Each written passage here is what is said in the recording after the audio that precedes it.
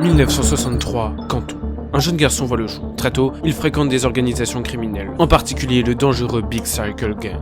Sauf que 50 ans plus tard, ce jeune délinquant est devenu un richissime narcotrafiquant à la tête d'une gigantesque multinationale de la drogue. Une organisation aussi riche et bien plus sophistiquée que celle de Pablo Escobar. Voici l'histoire d'un homme, discret et extrêmement intelligent, cible numéro 1 de la plus grande opération anti-drogue jamais organisée en Asie. L'histoire de Tchilop.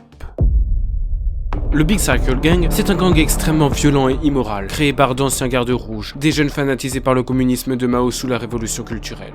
Comme à peu près n'importe quelle organisation criminelle, le Big Circle Gang utilise la drogue pour se financer. C'est là que notre cher Tchilop intervient. Depuis la ville d'Hong Kong, épicentre des activités du gang, Tse achemine de l'héroïne, venue du Triangle d'Or. Une région à cheval entre la Thaïlande, le Laos et la Birmanie, où était alors produit près de 70% de l'héroïne mondiale. Et puis en 1988, Tse s'envole direction Toronto, au Canada. Là-bas, il vit une double vie. D'un côté, il se marie, devient père de 2 enfants et travaille à Kodak. De l'autre, Tse a pour projet d'implanter durablement le Big Circle Gang à Toronto. Problème, ici la violence coûte trop cher. Si le Big Circle Gang canadien veut croître, alors il faut qu'il se mette à fonctionner comme une entreprise et non plus comme un gang. Plutôt que de livrer une guerre perpétuelle avec les trafiquants rivaux, Tse pacifie avec eux. Mieux, grâce à son talent diplomatique, il parvient à se rallier à la mafia des Rizzuto et profiter de ses réseaux de transfert de drogue vers les États-Unis. Et ainsi, grâce à sa stratégie pacifique, le BCG gagne en puissance et domine le trafic d'héroïne canadien.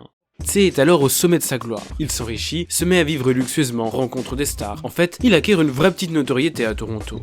Sauf que c'est justement à cause de cette notoriété que la police commence à se mettre sur sa piste. Opération Sunblock. C'est le nom de l'opération de police pour capturer Tse et ses collaborateurs.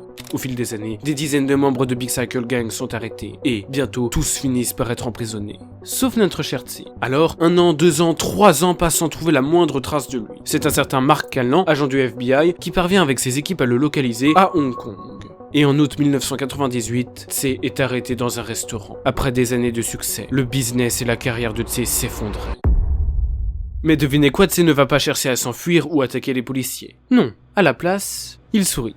On est bien loin du narcos colombien extravagant. On a là un individu calme, confiant, qui, même après son arrestation, se comporte en véritable gentleman, serrant la main de Mark Calnan. Et ça nous montre bien à quel point Tse est différent des autres narcotrafiquants. Tse c'est un talentueux businessman, un PDG de la drogue débordant d'ambition. Enfin, il n'empêche que Tse est condamné à 9 ans de prison, une peine plutôt courte qu'il a obtenue en l'échange de l'aveu de son crime. Et ça ne s'arrête pas là puisqu'il parviendra à encore réduire de 3 ans supplémentaires en disant au juge qu'il va ouvrir un restaurant, qu'il regrette son crime, que son fils est malade. Bon, en réalité, Tse ne compte pas du tout se repentir. Et en fait, il n'est même pas sorti de prison qu'il continue ses affaires. Nous sommes à la prison d'Alkton, dans l'Ohio. Un détenu de la même époque, un certain Ben, décrit alors Tse comme un compagnon sympathique, un homme humble, souriant. Une sympathie qui aura peut-être permis à Tse de se rapprocher d'un autre homme, un certain Lee Chung-chak. Avec cet autre trafiquant, Tse prévoit, une fois sorti de prison, de refaire un trafic. Mais pas d'héroïne, plutôt de méthamphétamine.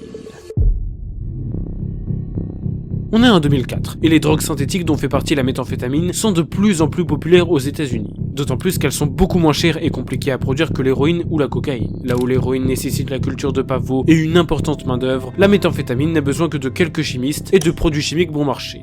Nous voilà donc en 2006. Tse est libéré mais reste sous surveillance pendant 4 ans. Ce n'est donc qu'à partir de 2011 que Tse commence les affaires.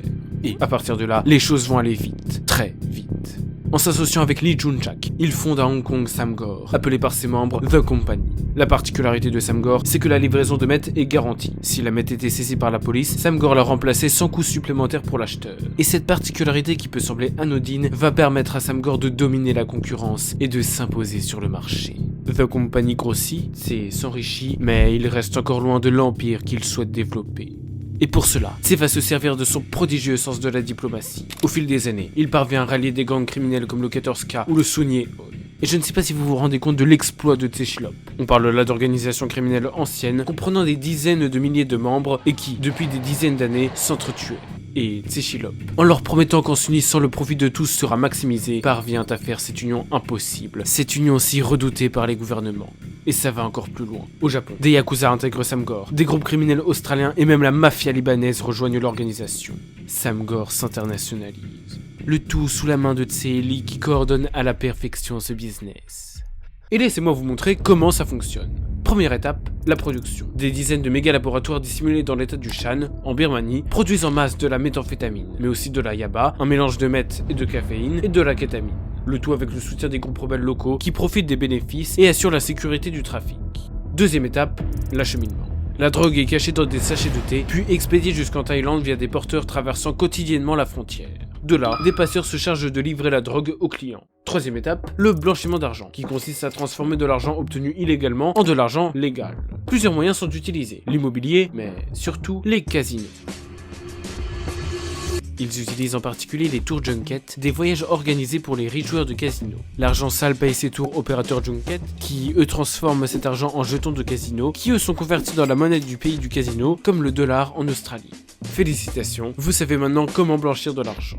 Et grâce à ce processus, c'est fini par acquérir des centaines de millions d'euros par an. À son apogée, Sam Gore aurait un chiffre d'affaires annuel de 17,7 millions de dollars, l'équivalent du PIB d'un pays comme le Laos. Cela représente le chiffre absolument colossal de 40 à 70% du marché de la meth en Asie et plus de 70% du marché dans des pays comme l'Australie, le Japon ou la Corée.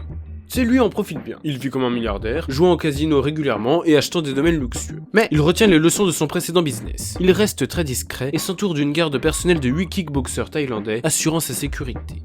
Mais si la vie est belle pour Tse, ce n'est pas le cas du reste de l'Asie. Profitant des bénéfices de Sam Gore, les gangs affiliés comme le 14K intensifient leur action criminelle. Pire, la meth ravage les banlieues et villes asiatiques, multipliant les toxicomanes et tuant des milliers de vies. The leader of the Korean-Chinese drug trafficking organization has been distributing large quantities of drugs in the country. Now, more and more residents are said to be getting addicted to drugs in North Korea. The ice epidemic in Australia is now critical.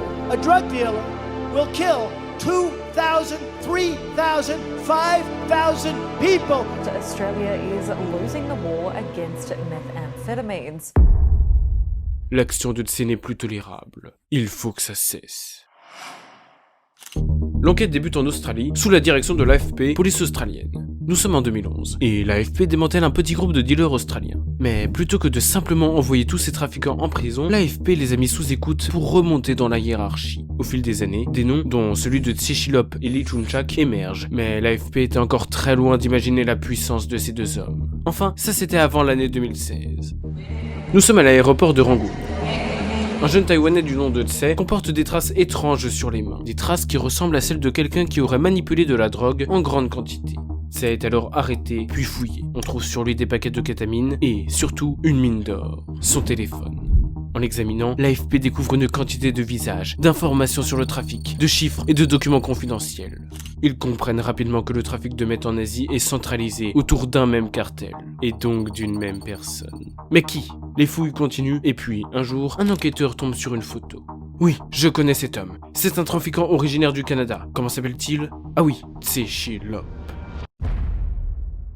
À partir de là, Tse est rapidement identifié comme étant le chef de cet empire de la drogue asiatique. Une immense traque commence pour démanteler Sam Gore. Son nom ? L'opération Kungur, dirigée par l'AFP et coordonnant les services de sécurité d'une vingtaine de pays. Tse était la cible numéro 1 de l'opération. Au début, Kungur s'attaque alors à l'état de Shan, détruisant les méga laboratoires en masse. Des saisies records de drogue sont ensuite effectuées dans toute l'Asie.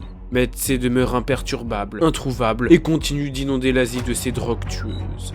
La situation commence à devenir incontrôlable et la police commence à désespérer. Alors en 2019, l'opération Kungur émet un mandat d'arrêt auprès d'Interpol, organisation de police internationale. Sa tête est maintenant mise à prix et les polices du monde entier, d'Europe, des États-Unis sont sur sa piste. Sentant le risque arriver, les sociétés criminelles coopérant avec Tse s'éloignent de lui. Pire, certaines l'abandonnent et le trahissent. Menaçant d'être arrêté en Chine, Tse s'enfuit, direction Taïwan. Sauf qu'Interpol met la pression au gouvernement taïwanais pour expulser le trafiquant. Alors, en janvier 2021, Tse embarque direction le Canada. Et pendant qu'il faisait une escale à Amsterdam...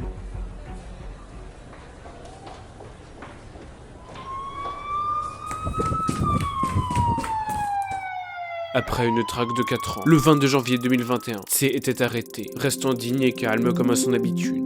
C'était la fin d'un génie capitaliste, d'un personnage énigmatique qui avait fondé un véritable empire de la meth. Alors c'est bon, on est enfin débarrassé de cette invasion de meth en Asie. Ça serait trop beau. En fait, on pense que Sam Gore s'est rapidement reconstitué autour d'un nouveau chef. Pire, à peine 8 jours après la capture de Tse Chilop, un coup d'état en Birmanie ramenait la dictature militaire au pouvoir. Conséquence, le trafic de drogue explose dans l'état de Shan. et il est fort appareillé qu'un nouveau de ses Cyclopes, encore plus intelligent que son prédécesseur, tire profit de cette situation pour bâtir un nouvel empire de la drogue.